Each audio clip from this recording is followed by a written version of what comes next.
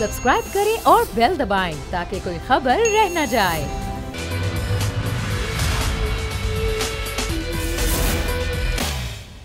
बिस्मिल्लाहिर्रहमानिर्रहीम, अस्सलाम वालेकुम। प्रोग्राम में मैं सुमैया रिजवान आपको वेलकम कहती हूँ। नाज़रीन, आज अपने प्रोग्राम का आगाज़ तहरीक अदम एतमाद की खबरों से करेंगे, जिसमें अपोजिशन तो तैयार बैठी है, बड़ी मुलाकातें हो रही हैं। कभी आसिफ अली ज़रदारी और मौलाना फजलुर रहमान की मुलाकात हो रही है, आज आसिफ अली ज़रदारी और मियाँ शहबाज शरीफ साहब की मुलाकात होगी। लेकिन इन मुलाकातों का नतीजा क्या निकलेगा? क्या अपोजिशन क्लियर है कि तहरीक अदम एतमाद लाने का प्लान किस तरीके से होगा? पहले तहरीक अदम एतमाद कहाँ लाई जाएगी? पंजाब में लाई जाएगी, वफाक में लाई जाएगी, कौमी असम्बली में वज़ीर आज़म के ख़िलाफ़ लाई जाएगी, कैसे लाई जाएगी? नंबर गेम का क्या जो है वो सूरत हाल है? नंबर गेम कितनी अपोजिशन के हाथ में है? और कल ख़ास तौर पर जिस मुलाकात का मैं जिक्र कर रही हूँ वो है मुलाकात आसिफ अली ज़रदारी और मौलाना फजलुर रहमान की। इसका नतीजा क्या निकला? क्या कोई मशवरे दिए गए हैं?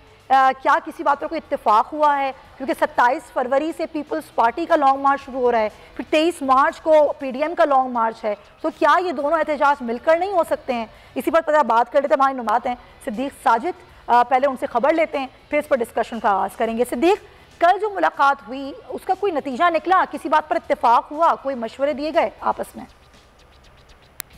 आपकी आखिरी बात है, उसी से शुरू करता हूँ कि मशवरे दिए गए हैं, इत्तेफाक जो है वो नहीं हुआ। और 27 फरवरी का जो लॉन्ग मार्च है पीपल्स पार्टी का, उसको मौलाना फजलुर रहमान ने मुलतवी करने की जो है वो एक तजवीज़ दी थी, जिसपे आसिफ ज़रदारी आमादा नहीं हुए। बल्कि आसिफ ज़रदारी ने कहा कि PDM इसमें हमारा साथ दे। अच्छा। और पंजाब में बिग नून जो है वो हमारे जितने भी जहाँ से जो गुजरेगा लॉन्ग मार्च, वहाँ पे मुस्लिम बिग नून और खैबर पख्तूनख्वा से जहाँ से गुजरेगा वहाँ पे JVI हमें सपोर्ट करे। हम किसी किस्म का कोई स्टेज नहीं बनाएंगे।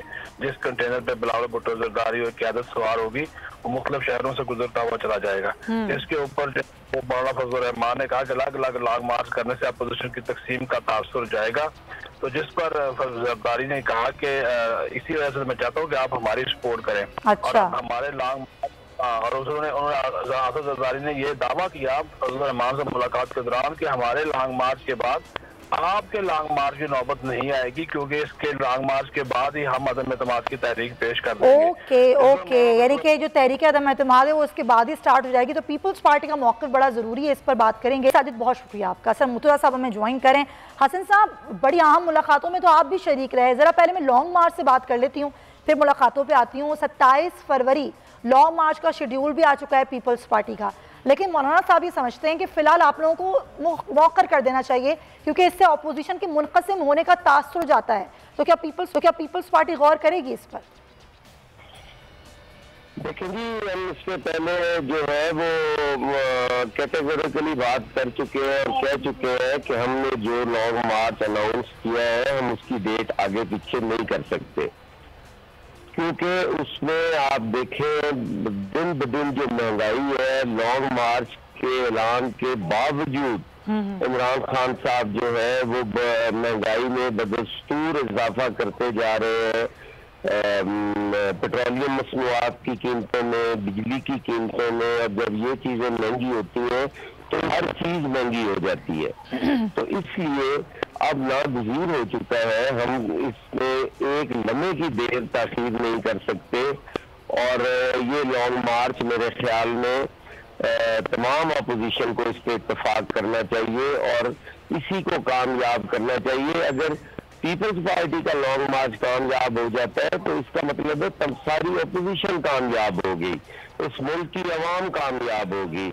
अवाम के पास आज कोई रास्ता नहीं है, कोई उन्हें होप नजर नहीं आ रही, कोई उम्मीद नजर नहीं आ रही। हसन साहब, आप कह रहे हैं कि एक पीपल्स पार्टी निकल पड़े, मेरी अर्ज सुन लेना, खुद से निकल पड़े तो फिर इस मुल्क की शानाओं पर अनारकी होगी। यहाँ पे फिर खूनी इनकलाब की तरफ हम बढ़ रहे हैं। तो हम चाहते हैं कि इसकी कोई क़यादत हो, लोगों को इसको मॉब न बनने दिया जाए। ये लोगों का एक सियासी जो इज्तिमा है, जो उनका जमहूरी हक है, उसके मुताबिक वो एहतजाज कर सके। हसन साहब, आप ये कह रहे हैं एक पीपल्स पार्टी जो एहतजाज करेगी वो PDM की 11 जमातों से बड़ा होगा और ज्यादा मौसर होगा? ये पीपल्स पार्टी नहीं है जी, पीपल्स पार्टी तो उसकी क़यादत कर रही है, ये अवामी मार्च है। इसमें अवाम शामिल होंगे। हम मासिफ की बात कर रहे हैं, हम महंगाई की बात कर रहे हैं, हम लोगों की बात कर रहे हैं, हम उन महरूम तबकात की बात कर रहे हैं जो इस तबकाती निज़ाम में बेचारे सांस नहीं ले पा रहे, जो इसमें एक एक वक्त के खाने को तरस रहे हैं, जिनके पास दवाइयों के पैसे नहीं है, जिनको हेल्थ कार्ड के नाम पर धोखा दिया गया, जिनको धोखा दिया गया, जिन्हें एक 50 लाख घरों के नाम पे धोखा दिया गया, वो लोग जो है उनकी वो शामिल होंगे, इसमें पाकिस्तान की आवाम शामिल होगी। चले वो सियासी जमात का नहीं है, वो तो वक्त बताएगा कि आवाम कैसे शामिल होगी, लेकिन जरा मुझे एक सवाल का जवाब दे दें कि तहरीक अदम एतमाद का प्लान कब क्लियर होगा? ये पहले मरकज में लाई जाएगी या पंजाब में पहले लाई जाएगी, कैसे लाई जाएगी? देखिए जी, ये हमने तय करना है, सियासतदानों ने तय करना है, और डेफिनेटली बहुत जल्द तय करके हम आपको उससे आगाह करेंगे। आप अच्छा। सारे हमारे साथ होंगे।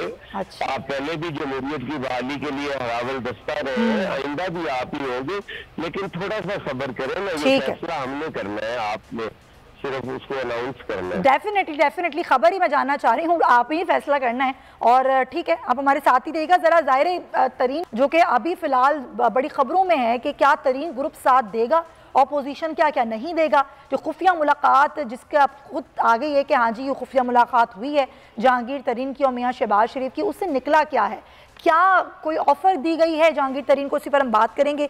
सईद अकबर नूरानी साहब हमारे साथ हैं, तर्जुमान जहांगीर तरीन ग्रुप। सईद साहब बहुत शुक्रिया आपके वक्त का, ये बताइएगा क्या क्या तय कर रहा है तरीन ग्रुप, क्या साथ देगा या नहीं देगा अदम एतमाद में ऑपोजिशन का? पहली तो जो आपने क्वेश्चन किया ना कि तरीन साहब की कोई शहबाज शरीफ साहब से मुलाकात हुई है, मैं समझता हूँ कि कोई इस तरह की बात नहीं हुई अभी नहीं हुई है, आप डिनाई कर रहे हैं? नहीं, अभी कोई मुलाकात नहीं हुई, ना कोई। ओके, आप कह रहे हैं मुलाकात ही नहीं हुई है क्योंकि कई वुज़रा इसकी तस्दीक कर चुके हैं। वज़ीर इत्तलात फवाद चौधरी की गुफ्तगू आपने सुनी, लेकिन अभी सईद अकबर साहब बड़ी खबर मुझे दे रहे हैं, मैं दोबारा उनकी जानिब आना चाहूँगी। सईद साहब, आप ये कह रहे हैं कि इतने दिनों से जो एक खबर है मीडिया पर कि जी एक खुफिया मुलाकात हुई है, आप कह रहे हैं वो मुलाकात ही नहीं हुई? मैं आपसे ये कंफर्म कहता हूँ कि कोई ऐसी मुलाकात नहीं है, क्योंकि कल आप खाकान अब्बास साहब का भी इंटरव्यू सुन रही होंगी और उन्होंने भी इसका कहा कि कोई ऐसी मुलाकात नहीं है। जो अगर जहांगीर तरीन साहब की कोई मुलाकात होती तो वो हमें इस पे कॉन्फिडेंस से जरूर लेते। मैं नहीं समझता कि उनकी कोई ऐसी मुलाकात है। खुफिया मुलाकात क्या होनी है? मुलाकात तो मुलाकात ही होती है। अगर उन्होंने करनी होगी तो फिर सारों के सामने करेंगे, लेकिन ऐसी कोई बात नहीं है। चले मुलाकात ही नहीं हुई, फिर भी अगर ये कह रही है ऑपोजिशन कि आप लोग यानी कि तरीन ग्रुप उनके साथ है, तो क्या आप उनके साथ हैं? मैं नहीं समझता कि इस वक्त हमारे ग्रुप ने कोई ऐसा फैसला किया है कि वो पीटीआई के जो उनकी पार्टी है उनको छोड़ के किसी अपोजिशन की पार्टी के साथ शामिल हो। मैं नहीं समझता कोई हमारा ऐसा कोई फैसला है, न हमारी इस तरह की कोई डिस्कशन हुई है। ओके, यानी कि आपके नंबर्स पूरे के पूरे हुकूमत के साथ हैं? बिल्कुल यही जो आपने कहा ये सही है। ठीक है, अब बहुत शुक्रिया आपका। सईद अकबर नूरानी मौजूद थे, वो कह रहे हैं ना ही कोई खुफिया मुलाकात हुई है, और अगर होगी तो मुलाकात सामने होगी। नंबर गेम हमारे पूरे के पूरे हुकूमत के साथ हैं, ना ही हम कोई अपोजिशन का साथ दे रहे हैं और ना ही उनके साथ हैं। ये खबर उन्होंने हमें दे दी है, इस पर हम मजीद भी बात करेंगे। अपने प्रोग्राम पर वापस आते हैं और हम बात कर रहे हैं तहरीक अदम एतमाद और उससे मुंसलिक मुलाकातों की, और क्या वो मुलाकातें रंग ला रही हैं या नहीं ला रही हैं। लेकिन तरीन ग्रुप के हवाले से अभी सईद अकबर नूरानी साहब हमें खबर दे के चले गए कि नहीं हमने कोई मुलाकात की है खुफिया, और ना ही कोई हिमायत में। लेकिन फिर भी हम बात कर लेते हैं इस पर। हमें ज्वाइन करें मुस्लिम लीग नून के रहनुमा राना सनाउल्लाह खान साहब। राना साहब बहुत शुक्रिया आपका। आप ये कहते हैं कि तरीन ग्रुप अभी भी आपकी हिमायत में है, और क्या वो आपका तहरीक अदम एतमाद में साथ देंगे? मौक़िफ़ है हुकूमत अपने मौक़िफ़ पे कायम रहे। हम तो अपना जो भी अमल है वो जब उसको सामने लाएंगे तो इंशाअल्लाह ताला हर चीज़ है वो सामने आ जाएगी। सबको पता है कि हम तीन ग्रुप में कौम लोग हैं, हमारे साथ कौम लोग हैं, तो ये चीज़ें जब खुलेगी तो फिर उस वक्त जो है वो सूरत हाल सामने आ जाएगी। उससे पहले इस किस्म की बात को याद करना जो है वो फिर नुकसान भी जाता है और उससे आपकी कामयाबी जो है वो थोड़ा वो मशकूक होती है, दूर होती है। तो इसलिए इस बारे में हमें उनकी इस बात को कंट्रोल करने की कोई जरूरत नहीं है। हुकूमत जो मुनासिब समझती है वो कहती है। लेकिन राना साहब, ये तहरीक एतमाद लाई कैसे जाएगी? पहले मरकज़ में लाई जाएगी या पहले पंजाब में लाई जाएगी? और फिर नंबर गेम की क्या सिचुएशन है? नहीं, वो बिल्कुल ये पहले नहीं बताया जाएगा। अच्छा, जब फैसला हो जाएगा तो उसके बाद जब तहरीक की अदम जमा होगी तो वही खबर होगी। उससे पहले कोई ऐलान या कोई बताया नहीं जाएगा, क्योंकि ये स्ट्रेटजी का हिस्सा है। बाकी यहाँ तक नंबर गेम है, तो नंबर तो कोई नंबर गवर्नमेंट के पास हो तो उसमें कोई गलतफहमी हो ना। टोटल 176 मिनट में इंजीनियर साहब ने जब उनके ऊपर इतबार का ने हासिल किया, टाटा फिगर जो है 172 है। अगर 5 वोट उनसे ज़्यादा हो जाए तो फारग है इंजीनियर साहब। ठीक है, बहुत शुक्रिया आपका। अल्लाह साहब हमारे साथ मौजूद थे। प्रोग्राम में एक वक्त हुआ एक ब्रेक का, आप हमारे साथ रहिए।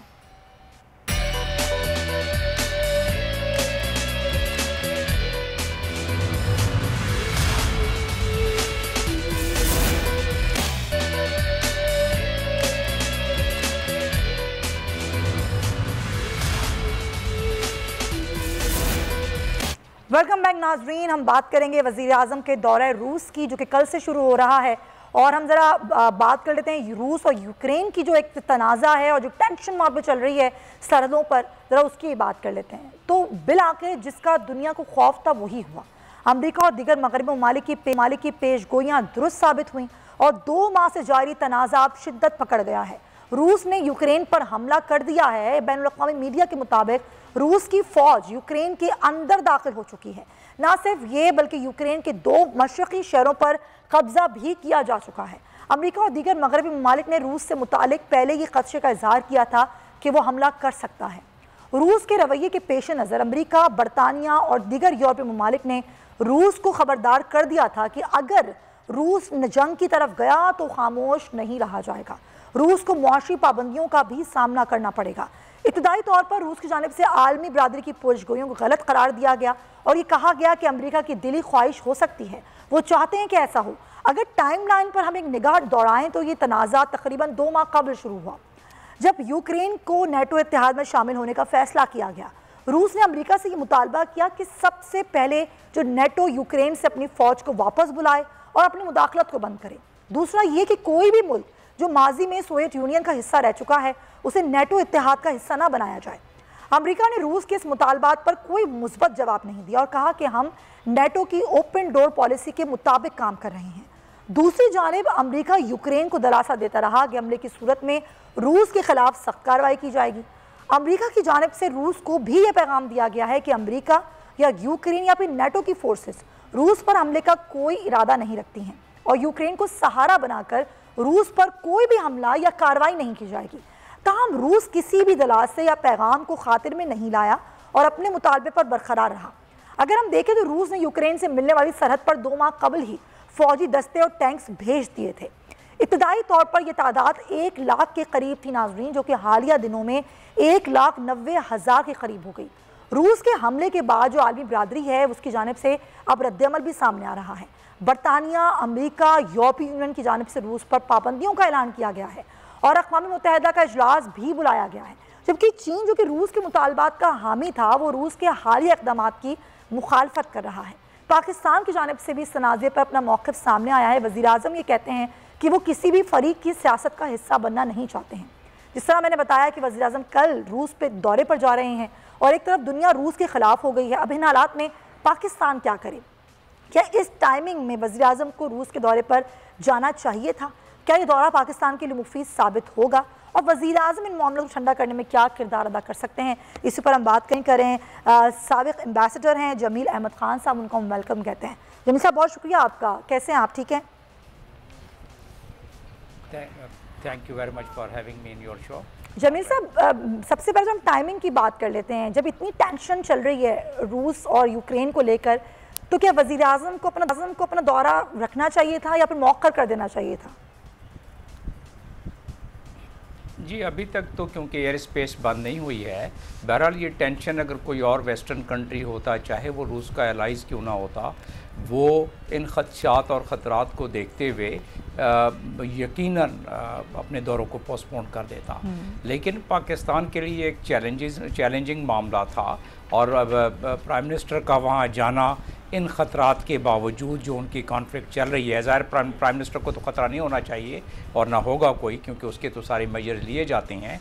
लेकिन बहरहाल एक कॉन्फ्लिक्ट एरिया में किसी दूसरे मुल्क के प्राइम मिनिस्टर का जाना ये इस बात की गमाज़ी करता है कि वो मुल्क, इस मामले में पाकिस्तान, वो इन तमाम चीज़ों के बावजूद अपने बाहिमी मरासम उस मुल्क यानी इस मामले में रशिया के साथ मजबूत और मरबूत देखना चाहता है। तो ये तो रशिया कोई भी मुल्क जहाँ कॉन्फ्लिक्ट हो रहा हो और जो दुनिया में किसी कॉन्फ्लिक्ट का हिस्सा बना हो, उस मुल्क का सरबराह, जैसे कि इस मामले में रशिया है, वो चाहेगा कि उसके मुल्क में दूसरे ममालिक के सरबराहान विज़िट करें ताकि जो उसके दुश्मन हैं या जो उसके अपोजिशन में हैं वो महसूस करें कि रूस के साथ बाकी मुल्क भी इस वक्त खड़े हैं, न सिर्फ खड़े हैं बल्कि उनके दौरे भी चल रहे हैं। तो रूस के लिए तो ये बहुत मुफीद है, हमारे लिए भी इसका समर मिलना चाहिए हमें, क्योंकि रूस से हमारे पिछले 12 साल में बतदरीज हमारे ताल्लुकात बढ़ते रहे हैं। और ये कॉन्फ्लिक्ट, आपके सवाल का दोबारा, क्योंकि बहुत ही कलीदी सवाल आपने किया है, इस वक्त अगर उनकी एयर स्पेस बंद हो गई तो वो रूस भी ये समझेगा कि हाँ क्यों दौरा कैंसिल हुआ है। अब तक दौरा ना कैंसिल करना चाहिए और ना ही प्राइम मिनिस्टर ने कैंसिल किया है, ये अच्छी बात है। लेकिन अगर कोई मुल्क इतनी हाई लेवल का दौरा कैंसिल कर दे, उसके ताल्लुकात कोई अच्छे नहीं रहते हैं। लिहाजा ये हमारी कमिटमेंट है, प्राइम मिनिस्टर उधर जा रहे हैं, वो सही है जा रहे हैं, लेकिन उससे पहले उन्होंने बैलेंसिंग एक्ट करने की कोशिश की है ताकि वेस्टर्न कंट्रीज़, ख़ास तौर पे अमेरिका, उसको ये तासुर मिले कि हम दोनों साइड की बातें कर रहे हैं, हम तमाम से अपने मरासिम बराबरी की बुनियाद पर रखना चाहते हैं। ये कहना आसान, करना बहुत मुश्किल ऐसे हालात में ख़ास तौर पर। और हमने तो अपने यूक्रेन के एम्बेसडर को, जो हमारे एक मेजर जनरल साहब हैं रिटायर्ड, उनको तो आज उन्होंने बल्कि कल रात शाम को मुलाकात भी की है यूक्रेन के डिप्टी फॉरेन मिनिस्टर से, और इस चीज़ की यकीन दहानी कराई है कि उनकी पाकिस्तान रिस्पेक्ट करता है उनकी टेरिटरी की और उनकी सॉवरेनिटी की।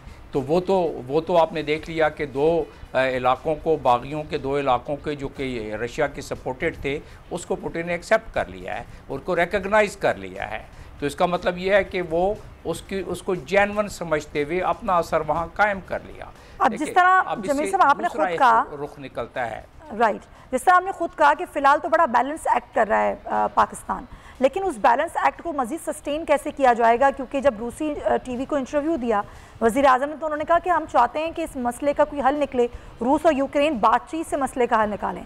अब ज़ाहिर है कोई ना कोई मुल्क तो होगा ना ऐसा जो सालसिया किरदार अदा करेगा, क्या वो पाकिस्तान हो सकता है?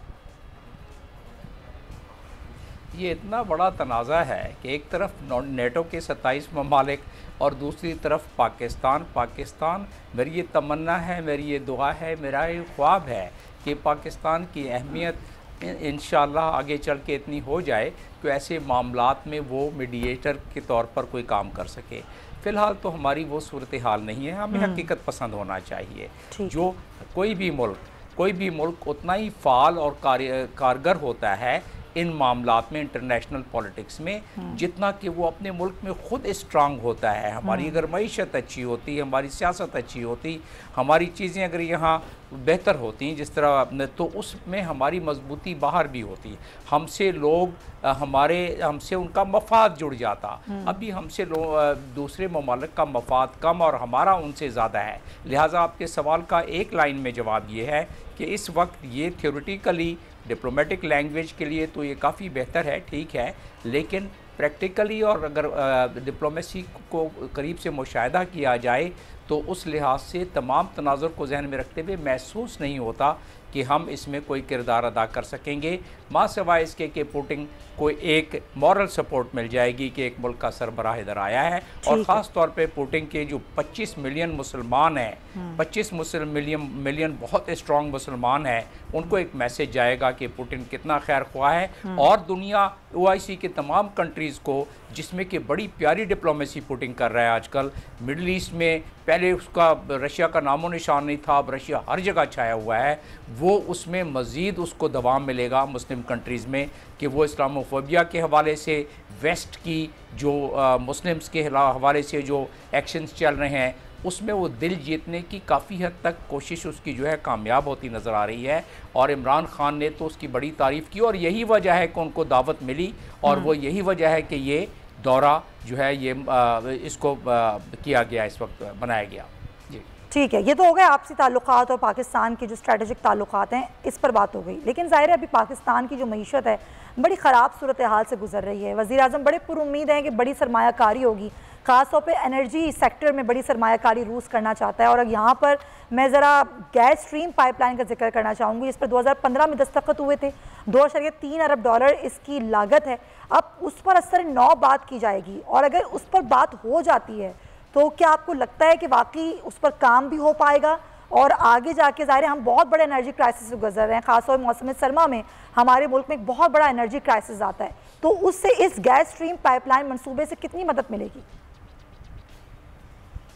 नहीं, ज़ाहिरन तो ये बात ऐसी ही नज़र आ रही है, लेकिन बातनन बात यह है कि ये इस आज के इस एक्शन के बाद रशिया के अमेरिका ने और अमेरिका के सरबराह ने, जिसका के नाम बाइडन है, उसने बिल्कुल क्लियरली ये वाज़ेह कर दिया है कि इतनी सख्त तरीन सैंक्शन लगाई जाएगी रशिया पर कि इससे पहले कभी नहीं लगी होगी कहाँ भी।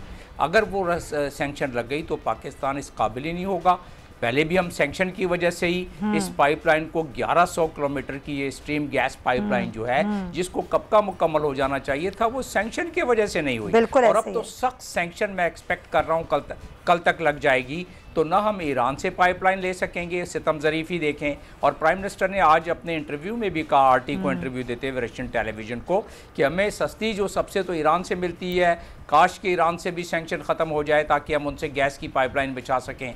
और इस मामले में रशिया से हमें और बहुत सारे मामलात, क्योंकि जिस ब्लॉक का प्राइम मिनिस्टर तो कह रहे हैं कि हम किसी ब्लॉक का हिस्सा नहीं बनना चाहते हैं, लेकिन प्राइम मिनिस्टर ने एक ही सांस में चंद दिन पहले कहा कि चीन हमारा बहुत हकीकत में बहुत अच्छा दायमी दोस्त है हमारा, बिल्कुल इसमें कोई शक नहीं, बड़ा स्टील से ज़्यादा मजबूत दोस्त है और समुद्र की गहराइयों से हम कहते रहे हैं। लेकिन साथ में उसी इंटरव्यू में और उसी गुफ्तगू में प्राइम मिनिस्टर ने कहा कि अमेरिका जो है वो ट्रांजिशनल है, हमसे काम लेता है और हमें हाथ झाड़ के भाग जाता है, मतलब उसी स्टेटमेंट में। तो एक ही स्टेटमेंट में महसूस होता है कि प्राइम मिनिस्टर का झुकाव, यानी गुफ्तगू का झुकाव किस तरफ है। लेकिन प्राइम मिनिस्टर तो चले एक वो हाईएस्ट डिप्लोमेटिक स्टेटमेंट और स्टेट्समैन्स की स्टेटमेंट देनी है ना, लेकिन असल तो हकीकत क्या है कि बिल्कुल चाइना की तरफ अब तो हम ऑटोमेटिकली उस ब्लॉक में झुकते झुकते बिल्कुल उस तरफ चले गए। अभी थ्योरेटिकली तो ठीक है, हम ये अफोर्ड नहीं कर सकते कि इज्तनाब कर लें अमेरिका से, बिल्कुल, क्योंकि अमेरिका पूरी दुनिया के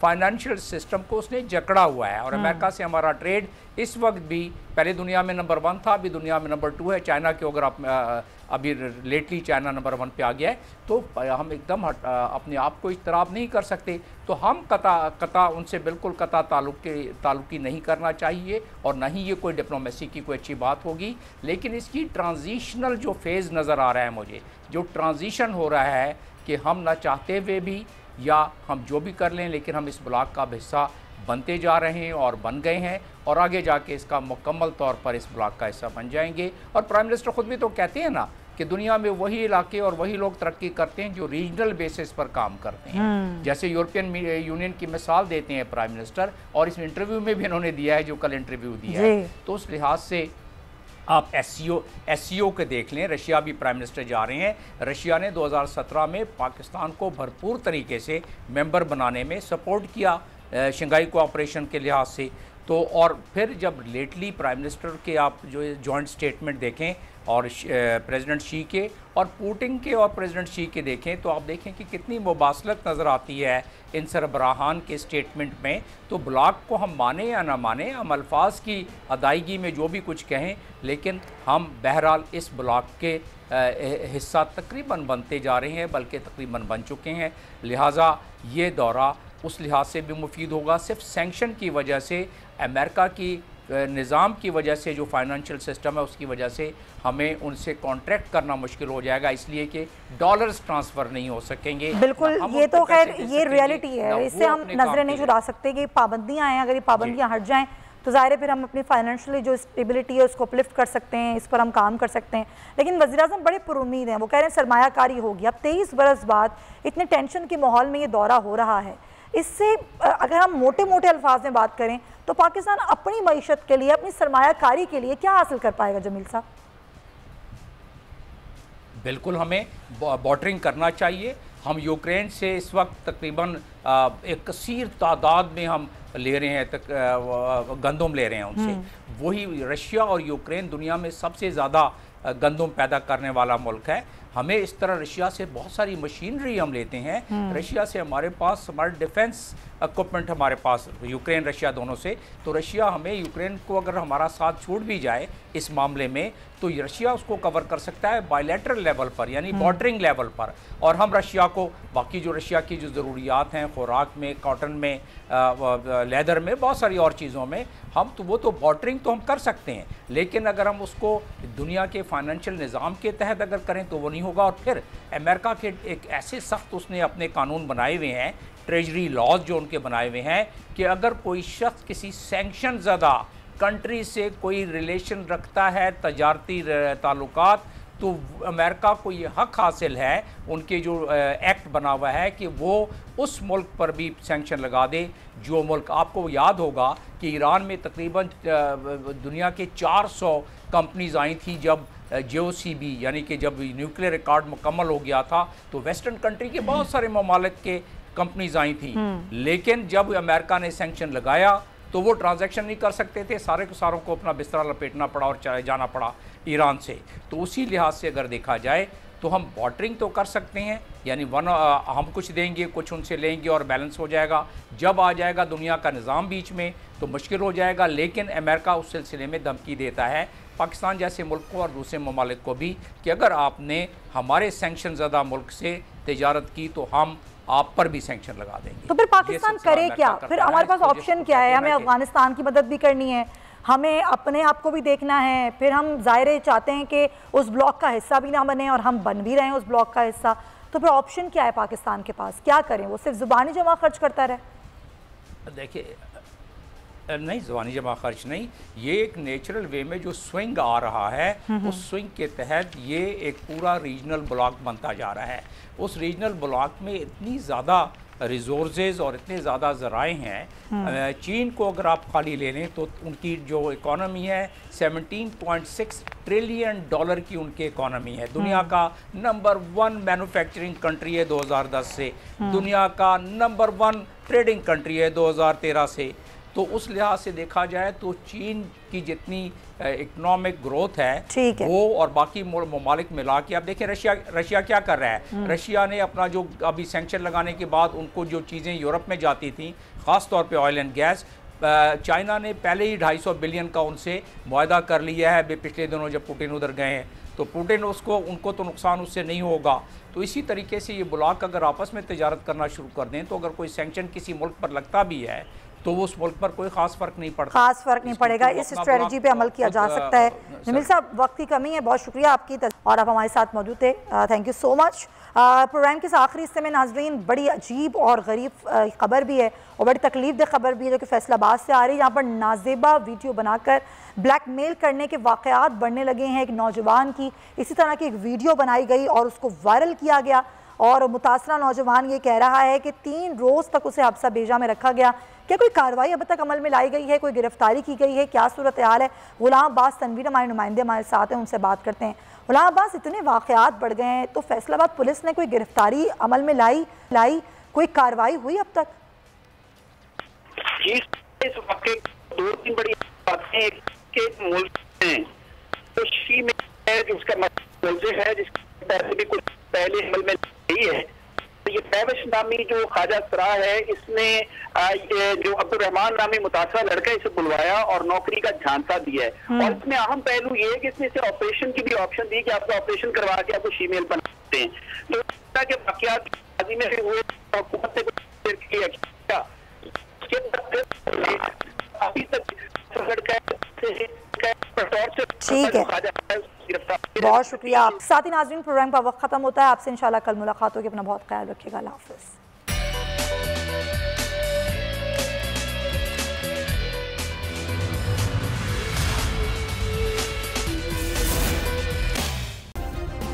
सब्सक्राइब करें और बेल दबाएं ताकि कोई खबर रह न जाए।